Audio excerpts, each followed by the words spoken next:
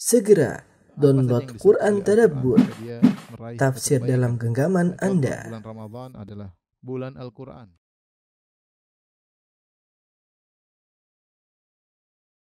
Bismillahirrahmanirrahim. Assalamualaikum warahmatullahi wabarakatuh.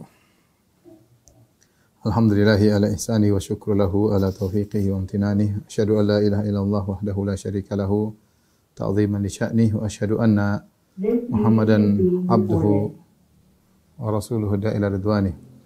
Allahumma salli alaihi wa ala alihi wa ashabihi wa ikhwani. Ikhwan akhwat min rahmatillah subhanahu wa ta'ala. Demikian juga jamaah Masjid Tarbiyah Cilandak yang dirahmati Allah Subhanahu wa taala. Pada kesempatan kali ini kita akan melanjutkan bahasan kita tentang Sirah Nabawiyah, dan pada pertemuan lalu kita telah selesai 2 pertemuan tentang Ghazwatul Hunain ya. Sekarang setelah Ghazwat Hunain kita lanjutkan tentang Ghazwatul Taif, karena sebenarnya perang Taif ini adalah kelanjutan dari perang Hunain. Kenapa bisa demikian? Karena telah kita bahas pada perang Hunain, kabilah Hawazin dan kabilah Thaqif mereka kabur dari Hunain dan mereka meninggalkan ghanimah yang sangat banyak ya. Ribuan onta, ribuan kambing, banyak sekali ghanimah yang mereka tinggalkan, termasuk budak-budak, kemudian istri-istri mereka, banyak sekali mereka tinggalkan. Tetapi yang tujuannya pimpinan mereka itu Malik bin Auf An-Nasri membawa segala harta mereka dan bawa istri-istri mereka agar mereka tidak kabur. Ternyata mereka juga kabur. Mereka kabur kemana? Mereka kabur ke Taif. Ya, kaburlah mereka seluruhnya, kabilah Hawazin dan kabilah Thaqif. Mereka masuk ke kota Taif bersama pimpinan mereka Malik bin Auf An-Nasri. Lalu mereka pun masuk dalam benteng yang ada di Taif. Maka Rasulullah SAW berjalan menuju kepada mereka, menuju Taif. Setelah urusan Hunain sudah selesai, Rasulullah menuju ke Taif. Rasulullah SAW belum bagi ghanimah. Rasulullah SAW belum bagi ghanimah karena meskipun musuh sudah kabur, tapi belum selesai. Dikejarlah oleh Nabi dan para sahabat menuju Taif, dan itu terjadi pada bulan Syawal tahun 8 Hijriah. Ya. Bulan Syawal pada tahun 8 Hijriah. Ya, ingat Fatu Makkah bulan Ramadan, ya. Kemudian Hunain, kemudian sekarang Taif. Berdekatan antara Fatu Makkah, setelah Fatu Makkah langsung perang Hunain, setelah perang Hunain sekarang perang Taif. Mereka masuk semua ke dalam benteng di Taif. Rasulullah SAW pun berjalan menuju ke Taif dan beliau menjadikan pemimpin perang pasukan di bagian depan adalah Khalid bin Walid. Ya. Kemudian di tengah perjalanan Rasulullah SAW melewati kuburan Abu Regal. Siapa Abu Regal? Abu Regal adalah salah seorang dari nenek moyang dari kabilah Thaqif, dan dia dari keturunan kaum Samud. Keturunan kaum Samud, yaitu kaumnya Nabi Saleh alaihissalam. Disebutkan ketika Allah memberi kebinasaan kepada kaum Samud berupa halilintar ya, kemudian berupa gempa yang dahsyat ya. Ketika itu Abu Regal ini dari kaum Samud ini sedang berada di kota Mekah. Sedang berada di kota Mekah ya. Kita tahu Diyar Samud dengan kota Mekah agak jauh ya. Sekitar 400 sama 300, sekitar 700 km ya. Ketika itu Abu Regal sedang berada di kota Mekah sehingga dia tidak terkena azab. Nabi SAW bersabda, "Hadza qabru Abi Regal." Ini adalah kuburannya Abu Regal, wa huwa Abu Thaqif, dan inilah nenek moyangnya kaum Bani Thaqif. Wa kana min Thamud, dan dia dari kaum Thamud. Kana fi haramillah, dia berada di kota Mekah. Famana'ahu haramullah min adzabillah, maka gara-gara di kota Mekah Allah tidak menimpakan azab kepada dia. Falamma kharaja minhu, tatkala dia keluar dari kota Mekah, asabathu niqmatul lati asabat qaumahu bihadzal makan, maka dia sedang keluar menuju Taif mungkin, yaitu karena Taif dekat dengan kota Mekah, dia keluar dari kota Mekah dari tanah haram, Allah pun menimpakan dia azab di tempat ini. Fadufina fihi, maka dia pun dikuburkan di tempat ini. Wa ayatu dzalik annahu dufina ma'ahu ghusnun min dzahab. Di antara tandanya dia dikuburkan bersama dia bawa ghusnun, itu semacam tangkai tapi terbuat dari bukan dari kayu tapi dari emas. In antum nabashtum anhu asabtumuhu ma'ahu. Kalau kalian gali di kuburannya, kalian akan dapati tangkai emas tersebut. Fabtadarahun nas fastakhrajul ghusn. Kemudian orang-orang pun membuka kuburannya dan ternyata benar ada tangkai emas tersebut. Kemudian Rasulullah SAW melanjutkan perjalanan meninggalkan Abu Regal ya. sampai akhirnya tiba dekat dengan benteng Taif. Maka Rasulullah SAW pun membuat campnya di situ, ya. Kemudian Rasulullah SAW pun menyuruh kaum muslimin untuk mengepung kota Taif. Ada khilaf di kalangan para ulama, berapa lama Nabi SAW mengepung kota Taif sehingga mereka tidak bisa keluar dari benteng mereka. Ada yang mengatakan belasan hari, ada yang mengatakan 20 sekian hari, ada yang mengatakan 40 hari, ya. Ada khilaf di kalangan para ulama, tapi intinya Nabi mengepung benteng kota Taif kira-kira sebulan. Kira-kira sebulan. Namun orang-orang Thaqif ternyata dalam benteng mereka sudah menyediakan segalanya, makanan, minuman, alat peperangan. Mereka sudah persiapan penuh untuk berperang dengan siapa saja. Makanya ketika mereka masuk dalam benteng mereka dalam pertahanan yang kuat. Mungkin untuk persiapan logistik untuk berapa bulan, ya, kemudian alat segala hal yang diperlukan. Maka ketika kaum muslimin berkem dekat benteng mereka, maka orang-orang Thaqif pun keluar dari benteng mereka dari atas kemudian memanahi kaum muslimin. Memanahi kaum muslimin, melempar dengan batu, dengan lemparan yang kuat, ya, sampai sebagian kaum muslimin terluka. Sebagian kaum muslimin terluka karena camp mereka dekat dengan benteng. Hal ini menjadikan karena kondisi yang tidak nyaman, mereka dilempar, dipanah, kemudian dilempar dengan bebatuan sehingga dari arah atas tentu keras ya lemparan tersebut sehingga banyak kaum muslimin atau sebagian kaum muslimin terluka. Akhirnya Rasulullah SAW terpaksa untuk meninggalkan lokasi tersebut kemudian pindah di lokasi lain yang sekarang dibangun Masjid Taif. Sekarang dibangun kota Taif yang namanya Masjid Taif. Ya, di situlah Rasulullah SAW dulu camp di situ. Bercamp di situ, ya. Ketika itu yang bersama Nabi dalam peperangan tersebut istrinya adalah Ummu Salamah radhiyallahu taala. Kita tahu Nabi SAW ketika bersafar dia bawa istrinya, ya. Kadang beliau mengadakan undian siapa yang keluar namanya maka ikut bersama Nabi dalam safarnya. Ini menunjukkan perhatian Nabi terhadap istri. Dalam safar Rasulullah selalu membawa istrinya. Bahkan dalam safar yang seperti dalam peperangan Rasulullah SAW membawa istrinya. Ketika itu yang dibawa oleh Nabi adalah Ummu Salamah radhiyallahu taala anha. Kalau seorang tidak merepotkan dia bawa istrinya, lebih baik dia bersafar dengan istrinya. Ya, itu sunnah Nabi sallallahu alaihi wasallam menemani dia dalam perjalanan, dalam namanya dia pun butuh teman ketika istirahat. Kalau memang tidak merepotkan. Tapi ada hal-hal tertentu kita tidak bisa bawa istri. Jadi maksudnya biasakan seorang bersafar bawa istri karena itu adalah sunnah Nabi sallallahu alaihi wasallam. Kemudian ada kisah yang terjadi, ya, itu kisah Al-Mukhannas. Mukhannas adalah seorang laki yang bencong, laki ke wanita-wanita namanya apa? Banci, ya, banci. Banci, ya. Di zaman Nabi ada seorang banci, ya. Rasulullah sallallahu alaihi wasallam menemui Ummu Salamah radhiyallahu anha. Kemudian di sisi Ummu Salamah ada saudaranya yaitu Abdullah bin Abi Umayyah, ya. Abdullah bin Abi Umayyah bin Al-Mughirah. Karena Ummu Salamah adalah Ummu Salamah bin Abi Umayyah bin Al-Mughirah. Ada saudaranya Abdullah bin Abi Umayyah. Dan ada Mukhannas, ada seorang bencong laki-laki, ya. Yud'a Hitan, namanya Hit. Namanya Hit. Maka laki-laki ini banci ini ngobrol sama Abdullah bin Abi Umayyah. Ngobrol. Apa kata banci ini? Laki-laki, ya, dia berkata kepada Abdullah bin Abi Umayyah bin Al-Mughirah, "Ya Abdullah, in fatahallahu alaikum at-Taif ghadan fa alayka bibnati Ghailan." Ya. Fa innaha tuqbilu bi arba wa tudbiru bi thaman, ya. Dia berkata, ngobrol tentang wanita. Dia berkata kepada Abdullah bin Abi Umayyah, "Wahai Abdullah bin Abi Umayyah, kalau besok Allah memenangkan kalian menaklukkan kota Taif, hendaknya kau cari putrinya Ghailan, namanya Badiyah, dan dia nanti masuk Islam." Ini wanita cantik katanya. Wanita cantik, bodinya bagus. Fa innaha tuqbilu bil arba. Kalau kita lihat dari depan kelihatan 4 tonjolan tubuhnya, kalau dia balik belakang kelihatan 8 tonjolan tubuhnya. Wallahu a'lam maksudnya apa. Tapi dikatakan fa innaha tuqbilu bil arba, kalau dari depan dilihat ada 4 tonjolan, kalau dia balik belakang ada 8 tonjolan. Artinya lelaki ini mensifati tentang wanita yang dia lihat. Maka Rasulullah SAW berkata, "La yadkhulanna haula'i alaikunna." Jangan sampai ini laki-laki seperti ini ketemu kalian ya, wahai para wanita. Karena ternyata dia meskipun dia banci disangka tidak berhasrat, ternyata dia mensifati wanita ya. Dia tahu bentuknya sebenarnya ini menimbulkan fitnah. Mungkin dia tidak berhasrat tapi dia ketemu dengan laki lain, dia akan cerita tentang saya tadi ketemu cewek begini, perempuan begini-begini, maka Rasulullah mengatakan tidak boleh lagi ketemu dengan wanita orang yang seperti ini ya. Taib, kita lanjutkan ya.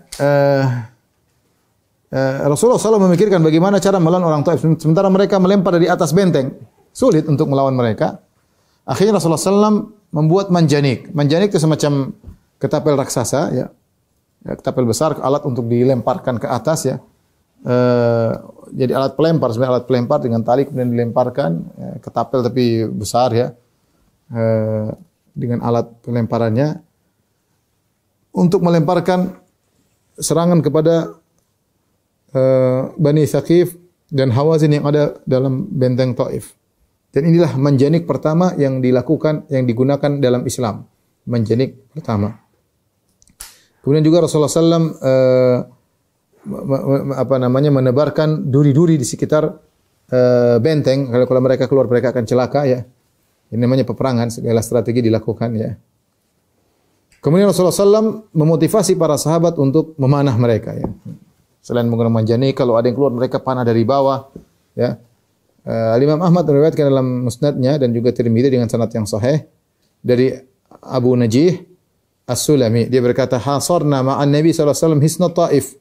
Kami mengepung benteng kota Taif. Sami'tu Rasulullah sallallahu yaqul, maka aku mendengar Rasulullah sallallahu berkata, "Man balagha bisahmin falahu darajatun fil jannah." Barang siapa yang bisa manah dengan panahnya sampai ke musuh, ya, maka dia mendapat 1 derajat di surga.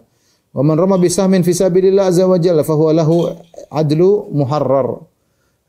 Barang siapa yang melemparkan panahnya di jalan Allah Subhanahu wa taala, maka dia mendapatkan seperti dalam jihad seperti pahala memerdekakan seorang budak.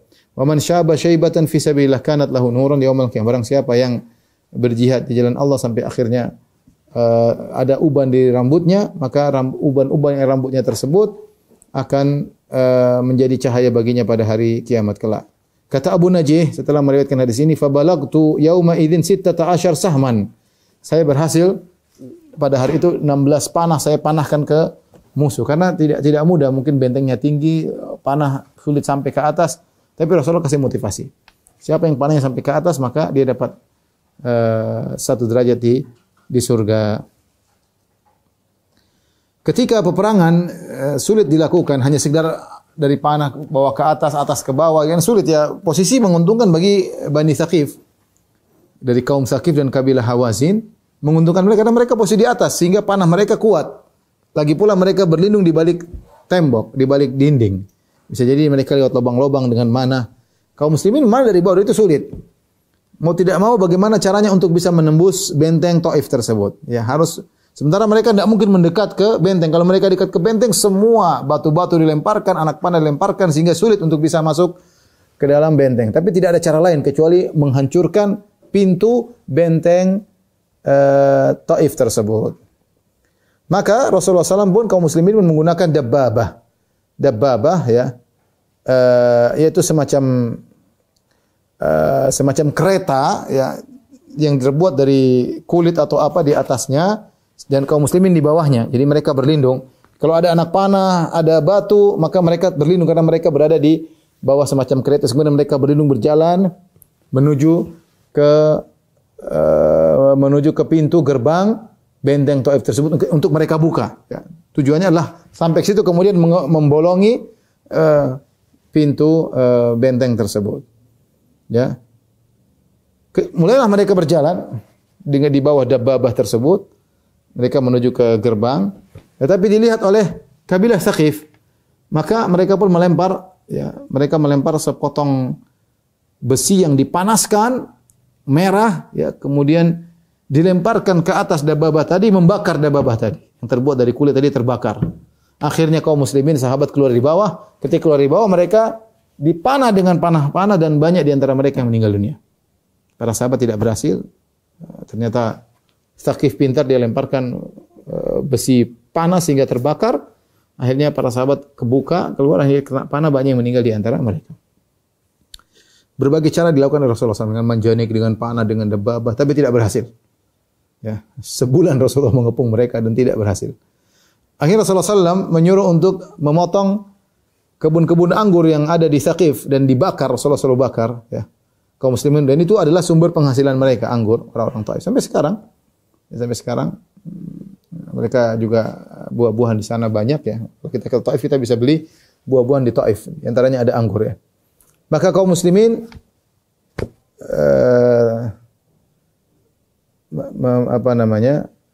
memotong kebun mereka, ya, sebagian dirusak. Maka Thaqif meminta kepada Nabi, mereka menyebut nama Allah dan atas nama Rahim, kita ini satu rahim, kita masih bersaudara, ya. Jangan potong, ya, kita perang aja, jangan usah potong-potong harta kami, jangan dirusak kebun kami. Maka mereka berkata, lima taqta'u amwalana, wahai Muhammad, kenapa kau rusak harta kami? Imma an ta'khudhaha in dhaharta alaina, kalau kalian menang ambil aja, ngapain dipotong yang rusak? Wa imma an tada'a lillahi war rahim, kalau tidak jangan kau rusak, karena Allah dan karena persaudaraan di antara kita, jangan rusak. Kenapa dirusak? Akhirnya Rasulullah SAW berkata, fa inni ada'uha lillahi war rahim, aku, ya sudah, tidak usah dirusak karena Allah dan karena persaudaraan, ya, sama-sama Arab, ya, sama-sama bertetangga antara, apalagi Rasulullah SAW pernah tinggal di Taif, ya. Rasulullah SAW pernah tinggal di Bani Sa'ad, ya, di Halimah Sa'diyah dan di Taif. Berbagai cara dipikirkan oleh Nabi. Di antara hal yang dipikirkan oleh Nabi berkata, menyuruh seorang untuk menyeru, berteriak, ya, ayyuma abdin nazala minal hisni wa kharaja ilaina fahuwa hur. Maka mereka punya budak-budak banyak. Maka ada pengumuman diteriakkan oleh seorang pemberi pengumuman dari kubur. Rasulullah SAW berkata, budak mana saja yang keluar dari benteng dan menuju kami, maka dia merdeka. Maka dia merdeka. Ini cita-cita budak, ingin merdeka. Rasulullah tawarkan, siapa budak turun dari benteng, kepada kami merdeka. Maka turunlah 23 budak. 23 budak semua keluar ingin merdeka, dan mereka dimerdekakan. Di antara budak-budak tersebut ada namanya Nufai bin Masruh. Nufai bin Masruh, dia adalah Abu Bakrah radhiyallahu ta'ala anhu. Nufai bin Masruh ini ketika dia ingin keluar dari benteng Taif, maka dia menggunakan tadalla bi bakratin mustadiratin. Maka dia keluar dengan bakrah. Bakrah itu alat yang kalau di sumur kan di atasnya ada seperti bundaran untuk taruh tali, untuk gini, ya. Tali di sini yang untuk bundaran yang untuk taruh tali, itu namanya bakrah dalam bahasa Arab.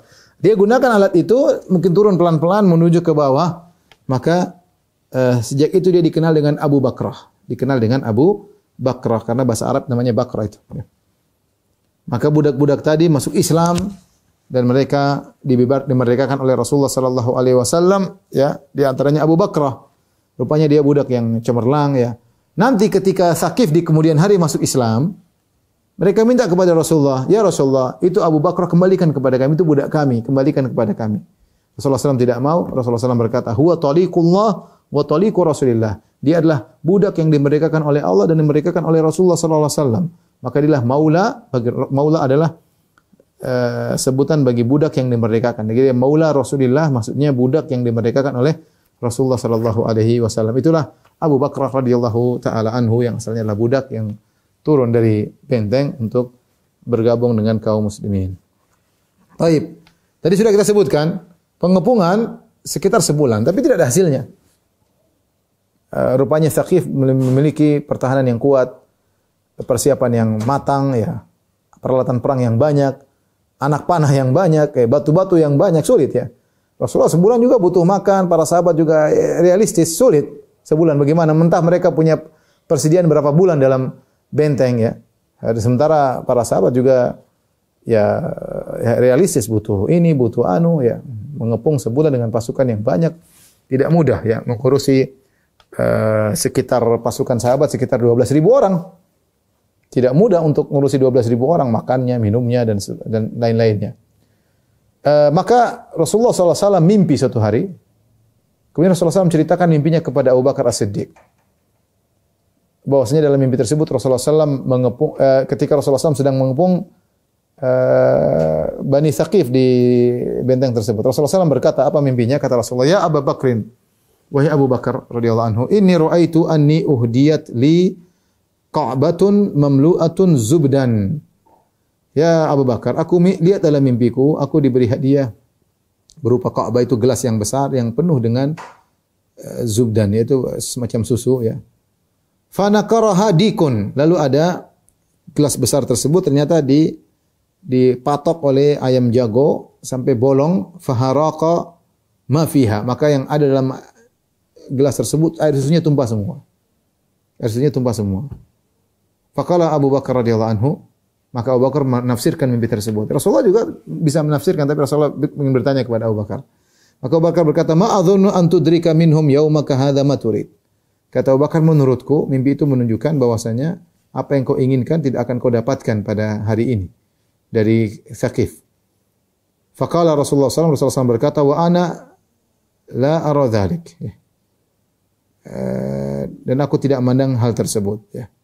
Artinya Rasulullah SAW tetap berusaha. Ya. Tetap berusaha. Ya. Mungkin masih ada kesempatan. Tapi Abu Bakar mimpi dia menafsirkan bahwasanya kayaknya tidak akan berhasil. Ya.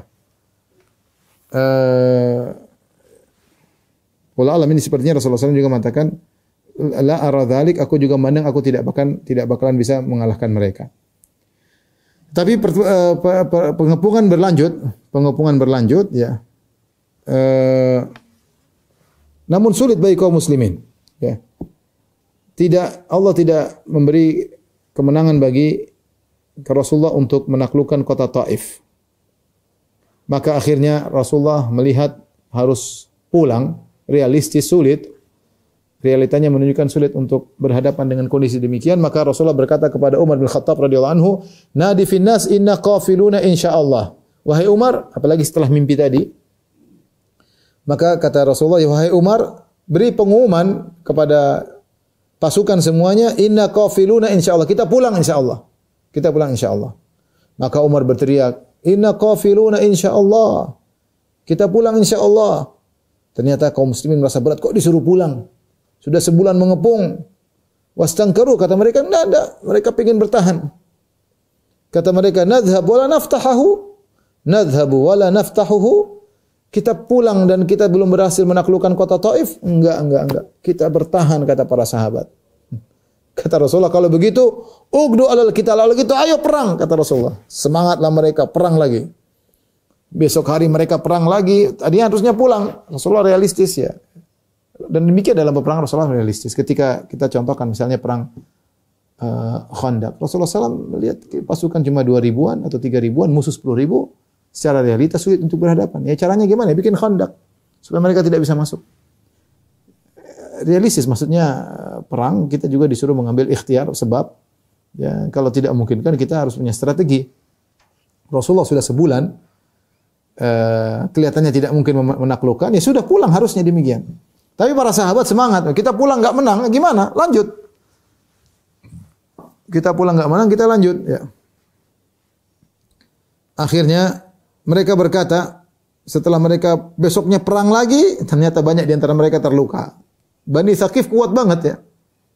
Mereka persiapan matang. Akhirnya banyak sahabat yang luka. Mereka berkata, ya Rasulullah, ahraqatna nibalu Thaqif. Ya Rasulullah, kita telah dihabisi oleh panah-panah Bani Thaqif. Fadu'ullah alim, doakan Allah, berdoalah kepada Allah agar menghancurkan mereka ya Rasulullah. Berdoa kepada Allah agar menghancurkan mereka. Maka apa kata Rasulullah SAW? Rasulullah SAW bersabda, bukan mendoakan agar mereka hancur. Rasulullah SAW berkata, Allahumma hdi Thaqifan wa'ti bihim. Ya Allah, berilah hidayah kepada Thaqif, kepada Bani Thaqif. Wa'ti bihim, dan datangkanlah mereka kepadaku dalam kondisi Islam. Ya. Kemudian Rasulullah SAW berkata, inna qafiluna godan insyaallah. Besok kita pulang. Kalah terus, kita pulang. Para sahabat fasurru bidzalika wa dhanu. Akhirnya mereka senang disuruh pulang dan mereka tunduk. Wa ja'alu yarhaluna wa Rasulullah sallallahu alaihi wasallam. Akhirnya mereka pun semangat bawa barang-barang untuk pulang.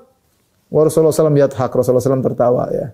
Kemarin disuruh pulang enggak mau pulang, sekarang disuruh pulang semangat pulang. Ya. Kemarin disuruh pulang enggak mau pulang, sekarang disuruh pulang semangat. Rasulullah tertawa, ya Rasulullah realistis ya. Dan benar ternyata doa Nabi dikabulkan.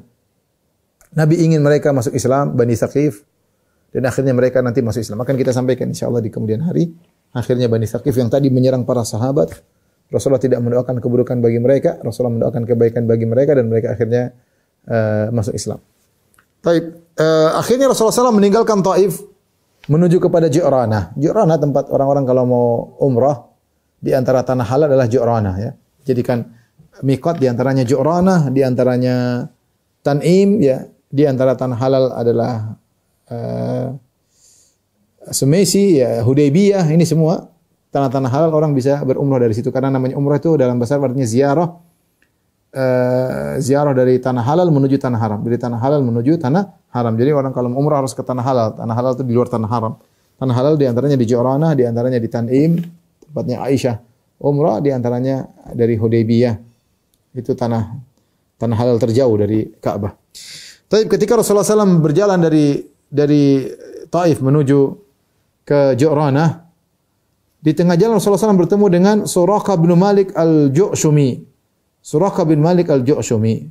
Masih ingat mungkin para pemirsa yang dirahmati Allah Subhanahu wa taala. Suraqah bin Malik ini yang ketika Rasulullah SAW awal-awal berhijrah, Rasulullah SAW meniti jalan di arah pantai dan dia yang mengejar Nabi ingin mendapatkan sayembara. Siapa yang bisa mendatangkan Muhammad atau Abu Bakar hidup atau mati akan mendapatkan 100 ekor onta. Dan dia mengejar Nabi dengan kudanya, dengan membawa panahnya, tapi ketika dia mendekati Nabi, kudanya tersungkur. Ya. Kemudian dia goyangkan undian, dia bilang maju atau tidak. Terus keluar tidak, tapi dia maju lagi. Karena dia semangat dari 100 ekor onta, kemudian terjatuh lagi. Sampai 3 kali akhirnya dia berteriak, saya tidak ingin mengganggu apa-apa. Akhirnya Rasulullah SAW pun memberikan dia keamanan. Ya. Dengan syarat kau jangan cerita kepada siapapun, kami lewat sini. Jangan kau ceritakan kepada siapapun, kami lewat sini. Maka Rasulullah berikan dia tulisan, dan dia bawa tulisan tersebut. Ya, itu di awal Rasulullah ketika berhijrah. Sekarang 8 tahun berikutnya, dia ketemu lagi dengan Nabi SAW. Dia datang Suraqah bin Malik al-Ju'shumi, maka dia masuk di pasukan berkuda milik kaum Ansar. Maka kaum Ansar semuanya mengarahkan tombak ke arah dia. Ya. Ilaik, jauh kau. Apa kau ngapain? Mau ngapain? Suraqah mendekati Rasulullah SAW dan Rasulullah di atas ontanya. Kata Suraqah, wallahi laka anni anzuru ila saqihi fi gharzihi ka'annaha jummar atau jimaratun. Kata Suraqah, demi Allah ketika aku melihat Nabi, Suraqah dibawa Nabi di atas ontanya, sedang di atas ontanya, dia melihat betis Nabi sedang di tempat pijakan onta. Kata dia, aku melihat betis Nabi sangat putih, seakan-akan dia adalah jantung bagian dalam batang korma. Jumarah sudah pernah kita jelaskan. Jumarah adalah, ini kalau pohon korma, ini pohon korma, di atasnya daun-daun, di puncak pohon korma, batang korma, itu bisa dibolongin. Kalau dibolongin, keluar putih, batang itu bisa dimakan, namanya jumarah. Jumarah, saya pernah makan ya enak ya, artinya dia punya cara rasa khas ya. Kalau mau ngambil jumarah itu berarti korma harus mati. Korma harus ditebang baru dibolongin batangnya, kemudian ada warna putih, bersih. Nah, itu namanya jumarah. Nah, dan itu bisa dimakan.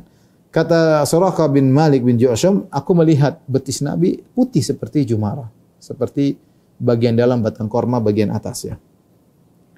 Farafa'tu yadi bil kitab, maka aku pun mengangkat tanganku dengan tulisan yang pernah Rasulullah berikan kepadaku. Tsumma qultu ya Rasulullah, hadza kitabuka li ya Rasulullah, kau ingat ya Rasulullah, inilah tulisan yang kau berikan kepadaku waktu itu. Ana Suraqah bin Malik bin Ju'shum, aku adalah Suraqah bin Malik bin Ju'shum. Ketika itu Rasulullah bilang, jangan kau ceritakan kepada siapapun kalau aku lewat sini. Dan dia belum masuk Islam ketika itu. Padahal dia ingin nangkap Nabi dapat 100 ekor onta. Maka Rasulullah SAW berkata, yauma wafa'in wa birrin udunu. Ini hari saya wafa, saya tunaikan janji saya yang saya tulis dalam tulisan tersebut, dekatkan dia kepadaku. Maka akhirnya Suraqah mendekati Nabi SAW, maka aku pun masuk Islam, kata Suraqah. Ya.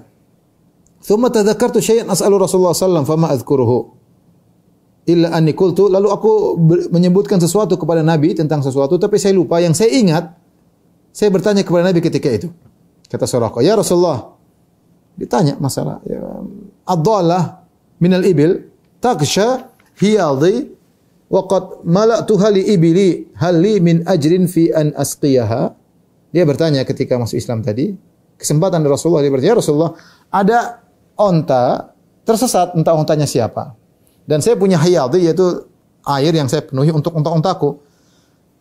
Jadi Suraqah bertanya, "Saya punya tempat semacam danau kecil, ya tempat air lah, tempat air untuk onta-ontaku. Kalau mereka sudah merumput, ya sudah tinggal datang mereka minum dari tempat air tersebut." Ternyata ada ontanya orang yang tersesat. Dhalah, onta tersesat. Dia datang menuju ke tempat airku yang aku siapkan untuk onta-ontaku. Ternyata dia minum dari tempat airku tersebut. Hali min ajr fi nasqiya. Apa aku dapat pahala ya Rasulullah kalau onta itu minum dari tempat airku? Subhanallah, dia tanya. Mungkin berbagai itu mungkin sepele, tapi dia tanya, dia ingin tahu. Apakah kalau onta tersebut minum dari tempat air yang aku sediakan untuk ontaku, aku dapat pahala? Kata Rasulullah SAW, "Na'am. Fi kulli dhati kabidin harra ajrun." Benar, kau dapat pahala. Setiap hewan yang memiliki hati yang dan dalam kondisi haus, kalau kau kasih minum, kau dapat pahala. Semua hewan. Maka Suraqah pun diberitahu oleh Nabi sallallahu alaihi wasallam, "Tsumma raja'tu ila qaumi fasuktu ila Rasulullah sallallahu alaihi wasallam sadaqati." Maka kemudian aku pulang kepada kaumku dan aku bawa kepada Rasulullah sallallahu alaihi wasallam zakatku. Taib. Apa yang terjadi di Ju'rana? Ketika Nabi sampai di Ju'rana, ternyata seluruh ghanimah dikumpulkan di Ju'rana. Ya. Ketika itu Rasulullah SAW sudah masuk bulan Dzulqa'dah. Ya, hari malam Kamis di hari kelima bulan Dzulqa'dah. Maka Nabi pun turun di Ju'rana. Kemudian Rasulullah SAW tinggal di situ selama 13 hari. Rasulullah SAW tidak bagi ghanimah. Kenapa Rasulullah SAW tidak bagi ghanimah? Rasulullah berharap orang-orang Hawazin, Tsaqif yang ini harta mereka yang mereka kumpulkan, Rasulullah berharap mereka datang masuk Islam. Kalau mereka masuk Islam dikembalikan oleh Nabi sallallahu alaihi wasallam. Jadi Nabi tunggu 13 hari. Mereka enggak datang-datang, mereka tidak masuk Islam. Padahal kalau mereka masuk Islam, Rasulullah akan kembalikan ghanimah-ghanimah tersebut. Ya. Akan tapi tidak seorang pun datang yang masuk Islam. Akhirnya Rasulullah SAW pun membagi ghanimah. Jumlahnya sangat banyak. Ya. Di antara metode Nabi SAW membagi ghanimah adalah Rasulullah mulai dengan memberikan kepada al-mu'allafat qulubuhum, yaitu orang-orang yang baru masuk Islam atau orang-orang yang akan diharapkan masuk Islam. Sadatul Arab, yaitu orang-orang pemimpin para orang-orang Arab ketika itu, kepala-kepala kabilah, orang-orang ternama yang baru masuk Islam atau yang akan diharapkan masuk Islam. Rasulullah SAW terutama yang belum masuk Islam, yata'allafuhum ilal Islam. Rasulullah SAW berharap mereka untuk masuk Islam. Ya. Maka Rasulullah SAW berikan kepada Abu Sufyan bin Harb 100 ekor onta. Abu Sufyan sudah masuk Islam. Kemudian Rasulullah SAW berikan kepada Abu Sufyan bin Harith, sepupunya, ini 100 ekor onta. Rasulullah SAW berikan juga kepada Al-Aqra' bin Habis At-Tamimi 100 ekor onta. Rasulullah SAW berikan kepada Uyainah bin Hisan Al-Fazari 100 ekor onta. Ini semua kepala-kepala kabilah. Rasulullah SAW berkata berikan kepada Alqamah bin Ulathah 100 ekor onta. Rasulullah SAW berikan kepada Al-Abbas bin Mirdas kurang dari 100 ekor onta. Kemudian ketika dia diberikan kurang dari 100 ekor onta, ya, maka dia pun mengadu, ya. Dia mengatakannya, Rasulullah, engkau berikan kepada fulan kepada Uyainah wal Aqra, kau berikan 100 ekor onta, sementara Mirdas hanya kau berikan kurang daripada itu. Maka Rasulullah SAW pun kasih 100 ekor onta, biar sama semua.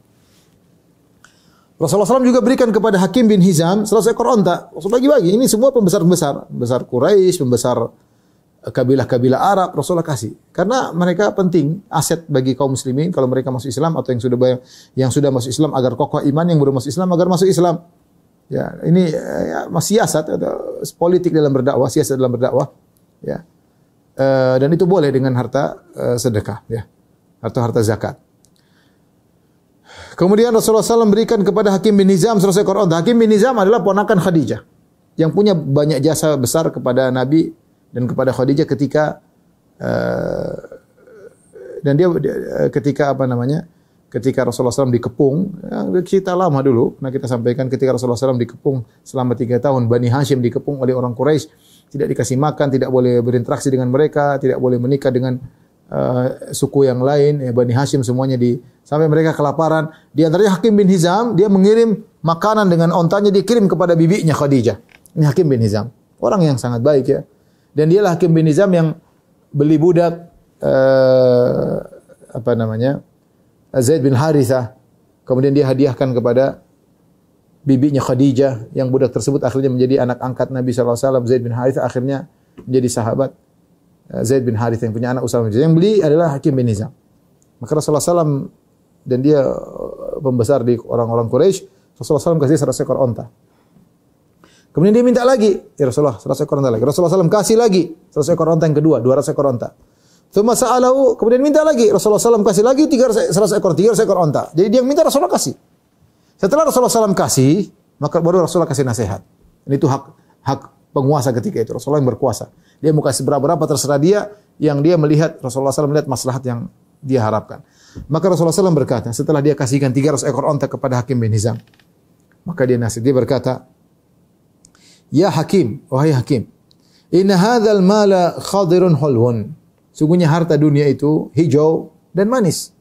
Hijau dipandang, harta dunia, siapa yang tidak suka memandang harta dunia? Lihat rumahnya, lihat mobilnya, lihat kebunnya, lihat hewan-hewannya, manis hijau dipandang.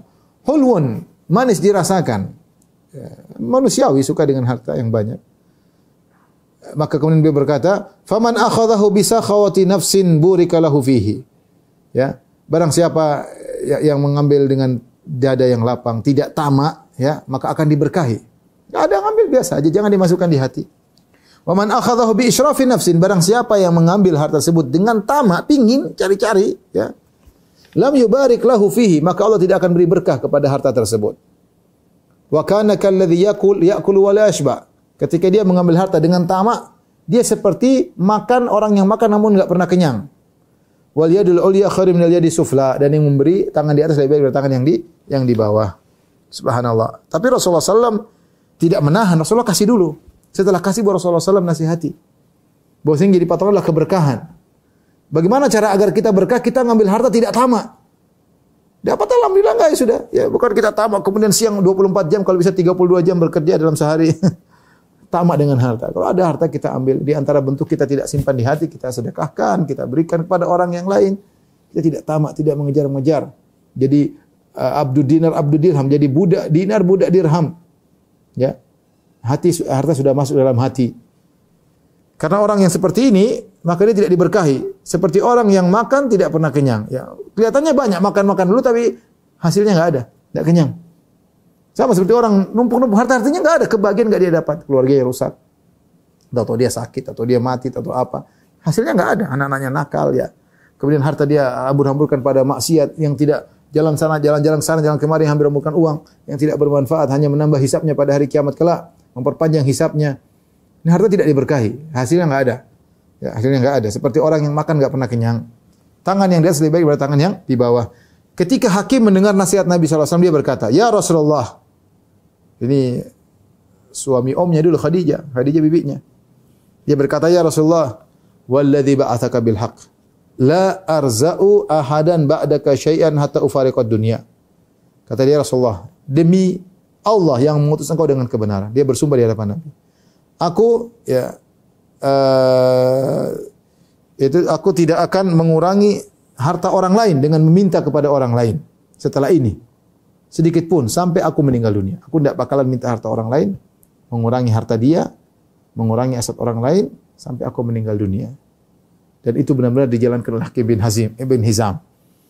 Oleh karenanya di zaman kekhalifahan Abu Bakar radhiyallahu taala anhu, Abu Bakar manggil Hakim.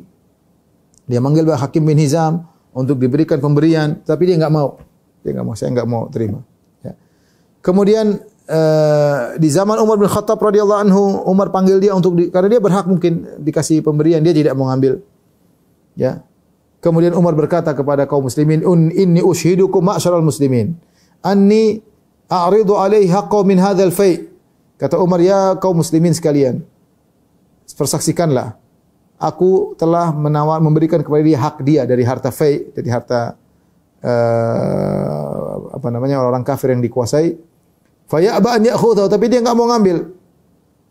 Falam yarza' Hakim ahadan minan nas syai'an ba'da Rasulullah sallallahu alaihi wasallam hatta tufiya. Dan Hakim tidak pernah ngambil harta dari orang benar-benar nasihat Nabi masuk dalam hatinya sampai dia meninggal dunia.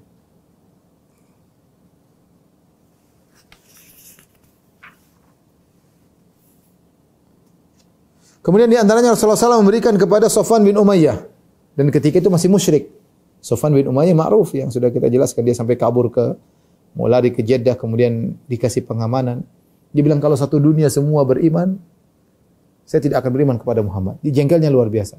Kenapa? Karena Rasulullah SAW yang membunuh, dan dengan perintahnya Rasulullah terbunuhlah bapaknya Umayyah bin Khalaf. Umayyah bin Khalaf majikannya Bilal yang menyiksa Bilal, dibunuh oleh Bilal bersama para sahabat. Kemudian juga saudaranya juga terbunuh, ya. Maka dia dendam kepada Nabi SAW sehingga dia ingin kabur. Bahkan dia dia belum masuk Islam. Rasulullah kasih dia pengamanan, silakan kau bebas dan tidak perlu masuk Islam. Tapi dia ikut Nabi, sehingga dalam perang Hunain dia ikut, dalam perang Taif dia ikut serta. Meskipun dia tidak ikut perang, dia nonton. Ya, Sufyan bin Umayyah radhiyallahu anhu ketika itu masih musyrik. Dan kita sebutkan pada waktu perang Hunain, Rasulullah SAW minjem. Dia punya alat perang banyak. Rasulullah SAW pinjam. Rasulullah mengatakan, ini Ariyah.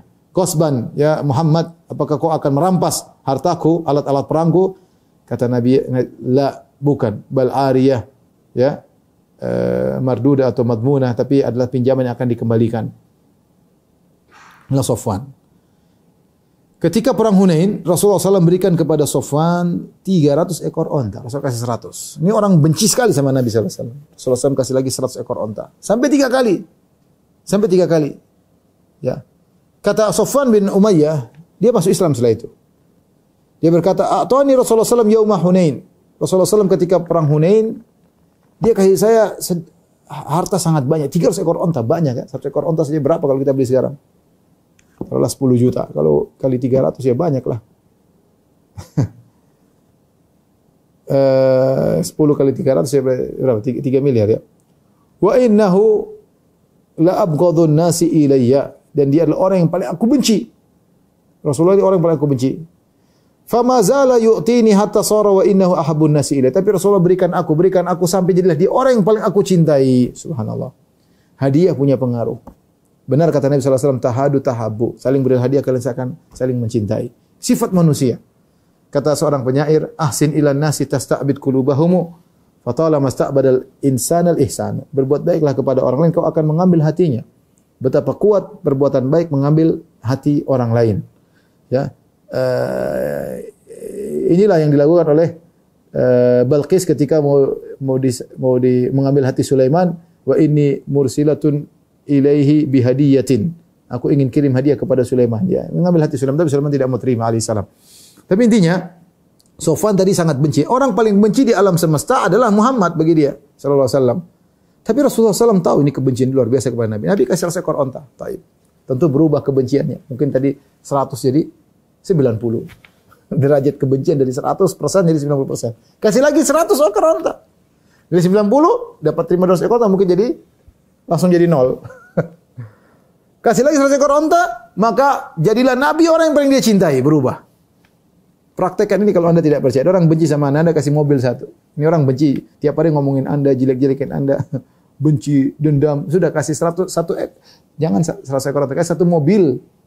Enggak usah harga 1 miliar, kasih mobil harga 400 juta. Udah. Langsung jadi kawan. Bukan lagi benci, hilang kebencian. Kasih lagi mobil kedua, sudah Anda orang paling cintai di alam semesta. Anda menjadi orang paling dicintai alam semesta. Manusiawi. Kita ini manusia, kita punya hati yang begitu tabiatnya. Kalau dibaikin oleh orang, kita akan sayang kepada orang tersebut. Ya, kita akan sayang kepada orang tersebut. Lihatlah Safwan bin Umayyah yang sangat benci kepada Nabi SAW. Ketika dikasih 100 ekor onta, 3 kali 300 ekor onta, hatta sara wa innahu ahabbun nasi ilayya. Jadilah Rasulullah SAW orang yang paling aku cintai. Kemudian Rasulullah SAW kemudian memberikan kepada Harith bin Hisham 100 ekor onta. Rasulullah SAW memberikan kepada Suhail bin Amr 100 ekor onta. Rasulullah SAW memberikan kepada Huwaitib bin Abdul Uzza 100 ekor onta. Rasulullah bagi-bagi. Ya. Rasulullah SAW berikan kepada yang 50 ekor. Ada yang 40 ekor, ada yang 40 ekor. Sampai tersebar di orang-orang ketika itu, Muhammad kalau memberikan harta dia tidak pernah takut miskin. Maka orang-orang Arab Badui datang kepada Nabi SAW, minta dapat jatah. Mereka minta harta, minta mana jatah kami, jatah kami. hatta taru ila samurah fa khatifat rida'uhu. Maka fa khatifat rida'ahu, maka Rasulullah SAW kedorong sampai akhirnya ke sebuah pohon yang agak berduri, maka selendang Nabi kecantol di pohon tersebut. Dan Rasulullah kebawa terus karena orang semua ngepungin dia, minta. Orang Arab Badui. Maka Rasulullah SAW berteriak, "A'tuni ridai." Berikan selendangku. Ya. Kemudian Rasulullah berkata, "Falau kana adadu hadhihi al-idhah na'aman laqasamtu bainakum. Thumma la tajiduni bakhilan wala kadzuban wala jabanan." Seandainya saya punya onta sebanyak duri-duri yang ada di pohon tersebut, saya akan bagikan seluruhnya kepada kalian. Kalian tidak akan mendapati aku sebagai orang yang pelit. Aku bukan orang pelit. Kalian tidak akan mendapati aku pendusta dan kalian tidak mendapati aku orang pengecut. Kalau saya punya onta, jangan khawatir. Kalau saya punya, saya akan kasih semuanya. Ya, Rasulullah ingin menjelaskan bahwasanya jangan khawatir. Kalau saya punya, saya akan kasih seluruhnya. Ya, demikian apa yang saya sampaikan. Wabillahi taufiq hidayah. Assalamualaikum warahmatullahi wabarakatuh.